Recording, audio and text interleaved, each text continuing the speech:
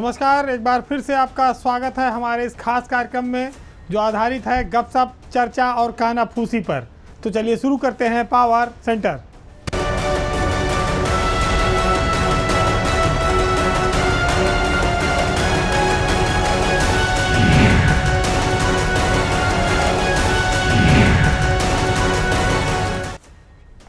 ज़्यादातर लोग पद चिन्हों पर चलते हैं, लेकिन कुछ ही लोग होते हैं जो पद चिन्ह बनाते हैं। बात उत्तर प्रदेश की ब्यूरोक्रेसी की है, जिसको हिंदुस्तान की सबसे बड़ी सेवा मानी जाती है। अखिल भारतीय सेवा आईएएस, जिनको सारी सुविधाएं प्राप्त होती हैं, जिनको सरकार के सारे संसाधन प्राप्त होते हैं और जिनके हाथ में बहुत ताकत होती है।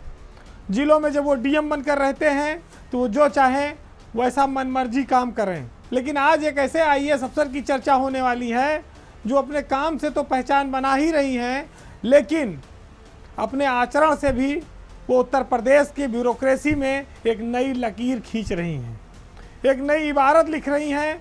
और वो आईएएस अफसर हैं हाथरस की डीएम अर्चना वर्मा। अर्चना वर्मा का जो इन दिनों काम है वो सरकारी महकमे के कर्मचारियों और अफसरों के लिए एक मिसाल वो बन गई हैं। ऐसा क्यों है? क्योंकि अर्चना वर्मा अपने बच्चे को आंगनबाड़ी केंद्र में पढ़ा रही हैं। जिले का डीएम होते हुए कोई अफसर अपने बच्चे को किसी आंगनबाड़ी केंद्र में भेजे सीखने के लिए, पढ़ने के लिए, ये कोई मामूली बात नहीं है। वो चाहती तो किसी बड़े कॉन्वेंट स्कूल में, प्ले स्कूल में अपने बच्चे का एडमिशन करा सकती थी, लेकिन डीएम ने अपने घर के बगल एक आंगनबाड़ी केंद्र में अपने बच्चे का एडमिशन करा के, कहा जाए तो उन्होंने सबको चौंका दिया है। उनके इस कदम की चर्चा पूरे प्रदेश में होनी चाहिए, क्योंकि ये एक बेमिसाल काम है। अर्चना वर्मा 2014 बैच की आईएएस अफसर हैं और लखनऊ की रहने वाली हैं। उनके पति भी आईआरएस अफसर हैं। उनके 2 बच्चे हैं, एक बेटी है और एक बेटा। बेटा छोटा है, लगभग 2.25 साल का है, जिसका नाम है अभिजीत। अर्चना वर्मा ने उसका दाखिला अपने आवास के बगल दर्शना गांव है, वहां के आंगनबाड़ी केंद्र में कराया है। उनका बच्चा रोज़ इस आंगनबाड़ी केंद्र में गांव के बच्चों के साथ खेलता है, कई घंटे बिताता है और उन्हीं के साथ कतार में बैठकर जो आंगनबाड़ी में मिड डे मील बंटता है उसको खाता भी है। तो ये बहुत अचरज की बात है कि कोई डीएम अपने बच्चे को आंगनबाड़ी केंद्र में भेजेगा, लेकिन अब ये हो रहा है। और हाथरस में डीएम का बेटा जब आंगनबाड़ी केंद्र पर आया तब वहाँ पर जो संचालिकाएं थीं उनको भी नहीं पता थी ये बात, लेकिन उनको कई दिनों बाद ये बात पता लगी। जब से जिलाधिकारी का बच्चा उस केंद्र पर आने लगा है तब से वहाँ बच्चों की संख्या भी बढ़ी है, गांव वाले भी उत्साहित हुए हैं। अब वो करीब 34 बच्चे इस केंद्र में पढ़ रहे हैं। 3 महीने से अर्चना वर्मा अपने बच्चे को वहाँ पर रोज़ भेजती हैं। तो ये एक बहुत बड़ा बदलाव है और एक बहुत बड़ी मिसाल और नज़ीर है कि डीएम साहब का बेटा अभिजीत जो 2.25 साल का है वो आंगनबाड़ी केंद्र में जाकर बच्चों के साथ खेलता है, दिन भर समय बिताता है, वहीं खाना भी खाता है। इतना ही नहीं, उनकी बड़ी बेटी जो है वो भी कभी कभी इस आंगनबाड़ी केंद्र पर जाती है पढ़ने के लिए। तो भाई और बहन जहाँ जिले के उम्दा और आला और कॉन्वेंट स्कूल में पढ़ सकते थे, वहाँ डीएम साहब ने आंगनबाड़ी केंद्र को चुना है। हालांकि इस बारे में अर्चना वर्मा सादगी से बात करती हैं।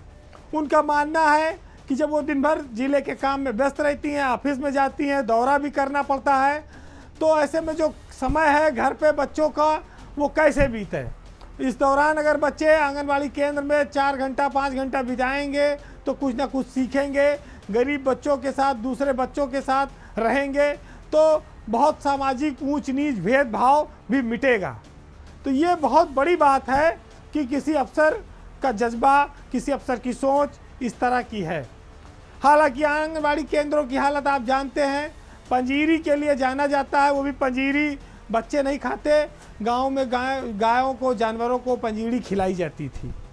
शायद अब वो दिन लद गए, अब वो दिन परिवर्तित हो गए। जब जिला अधिकारी का बच्चा जाएगा तो निश्चित ही वहाँ क्वालिटी बढ़ेगी, सफाई बढ़ेगी और नए नए बच्चों के मनोरंजन के तमाम नए साधन भी इकट्ठा होंगे। तो सीखने वाले कहीं भी सीख सकते हैं और जिनको कुछ करके दिखाना है वो छोटे से जिले हाथरस में भी कर सकते हैं। अर्चना वर्मा को बहुत शुभकामनाएं हैं कि उन्होंने बड़ी हिम्मत करके और लकीर से हटकर समाज में एक मैसेज और संदेश देने के लिए जो ये काम किया है, ये निश्चित ही और लोगों को प्रेरणा देगा।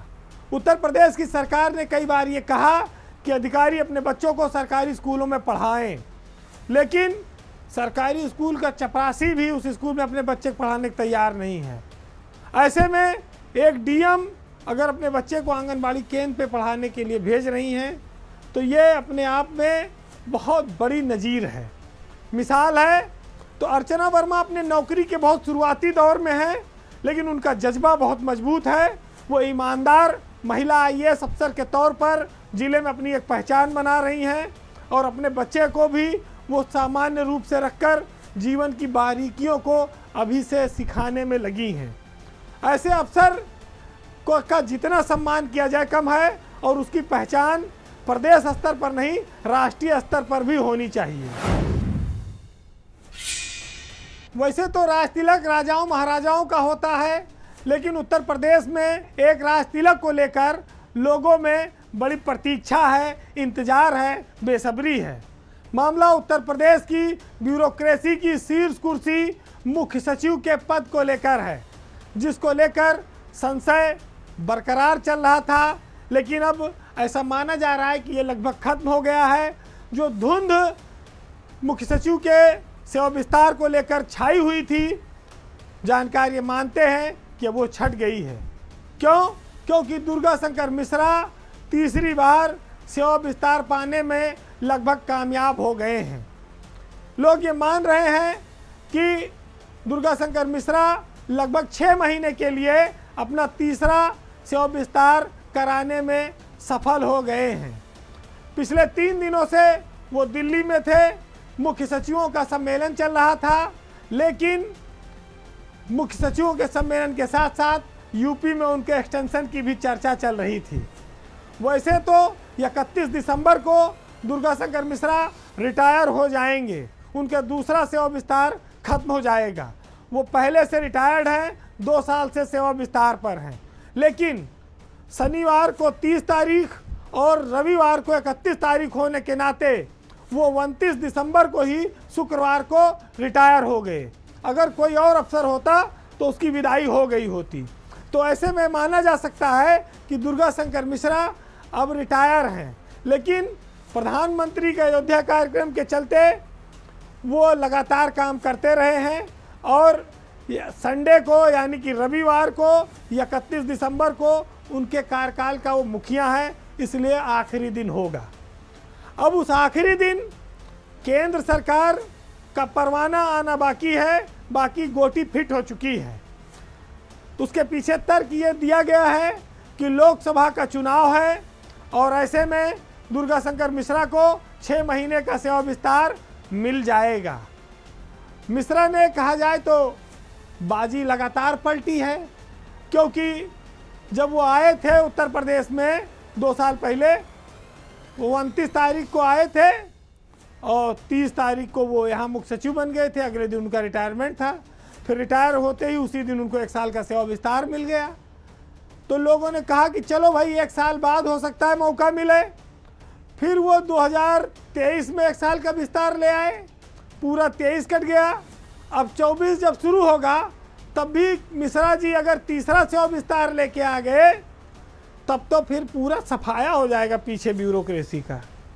87 बैच का तो पूरा अंत है, क्योंकि खाली एक व्यक्ति है वो दिल्ली में है, बाकी ये महेश गुप्ता, ये हेमंत राव, ये सब निपट जाएंगे इसी 2024 में 6 महीने के भीतर। मिश्रा जी के दिन सुनहरे चल रहे हैं और वो जो उनका दिल्ली का कनेक्शन है वो कामयाब है और वो काम कर गया है। और मोदी के साथ लंच करने के बाद उनकी बॉडी लैंग्वेज भी काफ़ी सुधरी हुई है और काफ़ी वो उत्साहित नज़र आते हैं। अब मिश्रा जी के बारे में लेकिन एक चर्चा यहाँ लोगों ने और छेड़ दी है कि वो हो सकता है बीच में लोकसभा का चुनाव लड़ जाएं और उनका देवरिया से लोकसभा का टिकट का चल रहा है।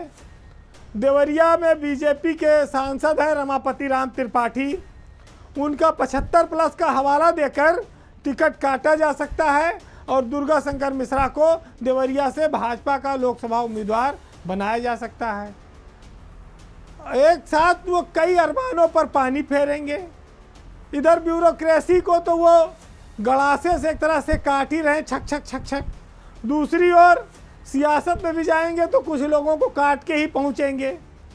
तो ऐसी किस्मत वालों पर बहुत सारे लोगों को रंज है, लेकिन सबकी ऐसी किस्मत है कहाँ और सब पर ऐसी कृपा केंद्र सरकार की कहाँ बरसती है। 1988 बैच में मनोज कुमार सिंह थे, वो थे कि भाई अगर दुर्गा शंकर हटें तो हमारा मौका बने। उनके मौके में लगातार रोड़ा आ रहा है रास्ते में। मार्च में अमित मोहन प्रसाद का भी रिटायरमेंट हो जाएगा, वो 89 बैच से हैं। उसके बाद कल्पना अवस्थी और अनीता सिंह, इनका भी जाना तय है। और फिर उसके बाद मई में नंबर आएगा है महेश गुप्ता का। तो काफ़ी सारे लोग चले जाएंगे। हालांकि जून के बाद 1 महीने बाद ही फिर अगस्त में रजनीश दुबे भी 1988 बैच के चले जाएंगे। तो दुर्गा शंकर मिश्रा का इफेक्ट पूरे साल लोगों को दिखाई पड़ेगा। बहुत सारे लोगों का भविष्य खत्म हो जाएगा। आज तक कोई भी IAS अफसर ना तो इतना बड़ा सेवा विस्तार पा पाया, ना इतने लंबे समय तक वो सेवा विस्तार के रूप में मुख्य सचिव की कुर्सी पर रह पाया। यहाँ तो 3-3, 6-6 महीने के लाले पड़े रहते हैं अफसरों को। 2-2, 3-3 महीने के लिए लोग कार्यवाहक DGP बन रहे हैं और मुख्य सचिव कार्यवाहक एडहाक और सेवा विस्तार पर 2-2 साल से चले आ रहे हैं। सरपट उनकी गाड़ी दौड़ रही है। ये भी अपने आप में एक उदाहरण बनेगा, इतिहास बनेगा। जब कभी लोग इस बात को चर्चा करेंगे तो ये कहेंगे कि भाजपा के सरकार में एक मुख्य सचिव हुआ करते थे जिनको नियम कानून से परे लगातार सेवा विस्तार मिलता रहा। और उसके पीछे ये भी तर्क देंगे कई बार कि भले राज्य से उनका तालमेल कमज़ोर हो, लेकिन दिल्ली का उनका कनेक्शन बड़ा मजबूत है और उस कनेक्शन के दम पर वो निष्कंटक राज करते चले आ रहे हैं। उत्तर प्रदेश पुलिस में नया साल प्रमोशनों की बौछार लेकर आया है, लेकिन इस नए साल में काफ़ी बड़े परिवर्तन होने वाले हैं। बहुत बड़ी लिस्ट आने वाली है जिसमें ADG जोन से लेके रेंज में DIG, IG और जिलों में SSP तक शामिल हैं। प्रमोशन ने कई लोगों को SSP से DIG बना दिया है, जो DIG है वो IG हो गए हैं, IG से ADG हो गए हैं। और कई लोग ऐसे हैं जो जिलों में 3-3 साल की अवधि पूरी कर चुके हैं। लोकसभा का चुनाव है, उससे पहले उनको वहां से हटाया जाना भी है। इन सब के बीच एक महत्वपूर्ण खबर यह है कि चूंकि प्रशांत कुमार जो स्पेशल DG थे अब वो फुल फ्लैश DG हो गए हैं, तो अब ADG LO प्रशांत कुमार की जगह किसी नए अधिकारी को बनाया जाएगा। उत्तर प्रदेश में लॉ एंड ऑर्डर का नया कोई ADG मिलने वाला है। अब वो 1 जनवरी को मिले, 2 को मिले या 5 को मिले, लेकिन अब मिलना ही होगा उसको। तो आप ये मान लीजिए कि यूपी की पुलिस में एक बहुत बड़ा परिवर्तन होने वाला है और उस परिवर्तन में कुछ नाम हम आपको बताएंगे जिन पर आप तैयार करिएगा, अंदाज़ा लगाइएगा कि लिस्ट ऐसी है कि नहीं। सबसे पहले मेरठ के ADG हैं राजीव सब्बरवाल। इनको 3 साल लगभग पूरा हो गया है और ये लखनऊ आने के प्रबल दावेदार हैं। गोरखपुर के ADG अखिल कुमार, इनका भी 3 साल लगभग पूरा हो गया है और ये भी लखनऊ आने के दावेदार हैं। कानपुर के ADG हैं आलोक सिंह, काफ़ी पावरफुल अफसर माने जाते हैं, तो ये भी ADG LO के पद के दावेदार हैं। यानी कि जो लॉ एंड ऑर्डर का पद है उत्तर प्रदेश में, उसके लिए 3 नाम तेज़ी से चर्चा में हैं। इन तीनों में से कोई ना कोई ADG LO बन सकता है। और कई सारे ऐसे लोग हैं जो चाहते हैं कि कहीं पुलिस कमिश्नर बन जाएं, कुछ ऐसे हैं जो जोन खाली होगा, मेरठ भी खाली हो या कानपुर खाली हो या गोरखपुर खाली हो तो जोन में चले जाएं, इधर उधर पड़े हैं। तो जो सबसे बड़े साहब हैं उनकी हसरतें भी बड़ी हैं और उन हसरतों पर भी पंख लगने स्वाभाविक है, वो लिस्ट में अपना नाम ढूंढेंगे। लेकिन इन सब के आगे जब चलेंगे आप तो झांसी पहुंचेंगे, जहां पर डीआईजी हैं जोगेंद्र कुमार, कानपुर में आईजी हैं प्रशांत कुमार। इनको भी सरकार को तबादला करना पड़ेगा क्योंकि इनका भी टाइम काफ़ी पूरा हो गया है। अलीगढ़ में एसएसपी हैं कलानिधि नैथानी, उनका कार्यकाल भी लगभग 3 साल का होने वाला है और अब वो प्रमोट होकर डीआईजी बन गए हैं। 1 तारीख से वो डीआईजी का चार्ज ग्रहण कर लेंगे। आजमगढ़ में एसएसपी हैं अनुराग आर्य, वो 3 साल उनको हो गया है और उनका भी जिला बदला जाएगा। तो ये जो 2-3 जिले तो हमने आपको बताए, लेकिन बदलाव तो बड़े होंगे क्योंकि लोकसभा का चुनाव है और उस हिसाब से गोटे फिट करनी है। तो ये माना जा रहा है कि जो ये नाम मैंने आपको बताए इनमें ज़्यादातर नाम साफ सुथरे छवि के हैं। यक्का दुक्का छोड़ दीजिए, नाम लेना ठीक भी नहीं, आप जान भी गए, लेकिन ज़्यादातर शरीफ हैं, ईमानदार हैं कि ये सब हमेशा चार्ज पे रहते हैं, एको दिन नहीं हटते हैं। लेकिन उसके पीछे बड़ा त्याग है, तपस्या है, ईमानदारी है, मैसेज है, चरित्र है। उत्तर प्रदेश जैसे विशाल राज्य में जब गरीबों की सेवा का संकल्प लेकर अफसर आते हैं और वहाँ पर इतने ईमानदार और अच्छे अफसर आपको मिलें तो निश्चित ही उस ज़िले का, उस इलाके का सौभाग्य होता है। बाकी बहती गंगा में तो 90-95% लोग हाथ धो ही रहे हैं। 2-4 हैं जो कहते हैं भाई हम स्थिर पानी में भी धो लेंगे, नलका का पानी भी धो लेंगे, गंगा के पानी में धोने की ज़रूरत क्या है, कम पानी में भी काम चला लेंगे। कुछ दाल में नमक भी खाते हैं, बराबर वाले हैं, कुछ एकदम सादा खाते हैं। पैमाना अलग अलग है और सरकार का देखने का नज़रिया भी उनको अलग अलग है। लेकिन सब्बरवाल जैसे अफसर, प्रशांत कुमार, अखिल कुमार, इन लोगों ने अपनी एक पहचान बनाई है और ये उत्तर प्रदेश पुलिस का वो चेहरा है जिनके ऊपर कोई दाग नहीं लगा। ये बेदाग हैं और ऐसे बेदाग लोगों को यूपी पुलिस में महत्वपूर्ण पद पर रहना भी चाहिए। अब बात आती है जोगिंदर कुमार, कलानिधि नैथानी, प्रशांत कुमार, इन अफसरों की भी साख काफ़ी ऊंची है। निश्चित ही सरकार आने वाले वक्त में जो बड़े परिवर्तन करेगी वहाँ पर इन अफसरों को भी बेहतर स्थान मिलेगा। वैसे स्विट्जरलैंड का नाम आते ही लोग हसीन वादियों, शादी ब्याह के बाद लोग घूमने टहलने के लिए स्विट्जरलैंड जाते हैं, बड़े लोग जो होते हैं।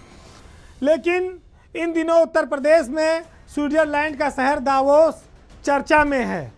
चर्चा में इसलिए क्योंकि वहाँ पर एक विश्व आर्थिक सम्मेलन हो रहा है और उस सम्मेलन में उत्तर प्रदेश सरकार के मंत्रियों और अफसरों को जाना था, लेकिन मंत्रियों के अरमानों पर पानी फिर गया है। यानी कि जो मंत्री उत्तर प्रदेश से दावोस में स्विट्जरलैंड में अंतर्राष्ट्रीय सम्मेलन में जाना चाह रहे थे, केंद्र सरकार ने उनके नाम काट दिए हैं, उनके नाम को हरी झंडी नहीं मिली है। अब आप सोचिए कि उत्तर प्रदेश के जो मंत्री थे, जो तैयारी में लगे थे कि स्विट्जरलैंड चलेंगे, 14 से 20 जनवरी तक ये दावोस में सम्मेलन होना था, वहाँ पर उनकी उम्मीदों पर पानी फिर गया है। मामला ये है कि उत्तर प्रदेश सरकार विश्व आर्थिक फोरम पर, जहाँ दुनिया के राष्ट्राध्यक्ष, मंत्री और अर्थशास्त्री जुटे हैं, वहाँ पर उस दावोस के सम्मेलन में उत्तर प्रदेश से 2 मंत्रियों को, वित्त मंत्री सुरेश खन्ना को और औद्योगिक विकास मंत्री नंद गोपाल गुप्ता नंदी को, सुरेश खन्ना और नंदी, इन दोनों लोगों को दावोस के लिए इनका नाम प्रपोज किया गया था। इनके साथ मुख्यमंत्री के सचिव अमित सिंह और उत्तर प्रदेश के आईआईडीसी मनोज कुमार सिंह के नाम केंद्र सरकार को भेजे गए थे कि इनको दावोस के लिए एनओसी दी जाए। लेकिन केंद्र सरकार ने मंत्रियों के नामों पर आपत्ति लगा दी है, उनको अनुमति नहीं दी है और दोनों अफसरों को जाने की अनुमति मिल गई है। यानी कि आईआईडीसी को और मुख्यमंत्री के सचिव को दावोस जाने की अनुमति मिली है, लेकिन मंत्रियों को विदेश जाने की अनुमति नहीं मिली है। ये मामला सरकार में दबा हुआ है, बाहर नहीं आया। इसलिए नहीं आया क्योंकि इससे थोड़ी किरकिरी होती कि आखिर ऐसा क्या हो गया कि मंत्रियों पर रोक है, अफसर जाएं। अब सबसे बड़ी बात यह है कि जो मंत्री जाते हैं इनको अंग्रेजी तो ज़्यादा आती नहीं है, वहाँ अंग्रेजी भी हाई लेवल की बोली जाती है अंग्रेज़ों वाली।